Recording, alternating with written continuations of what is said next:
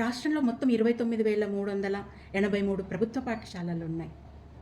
అయితే అమ్మాయిలకు అసలు టాయిలెట్లు లేని పాఠశాలలు 2017 ఉన్నాయి తెలంగాణలో.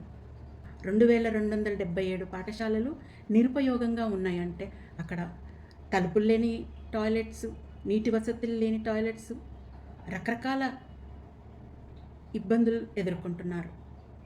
ముఖ్యంగా అమ్మాయిలకు 11 సంవత్సరాలు దాటినట్లయితే వాళ్లకు నీటి వసతి గల టాయిలెట్స్ అవసరం పాఠశాలల్లో. ఖచ్చితంగా ఉండాలి. మరి ప్రభుత్వం ఇంతంత నిర్లక్ష్యంగా ఉంటుంది. 4823 పాఠశాలల్లో టాయిలెట్స్ లేవు అబ్బాయిలకు. 2618 పాఠశాలల్లో నిరుపయోగంగా ఉన్నాయి టాయిలెట్స్.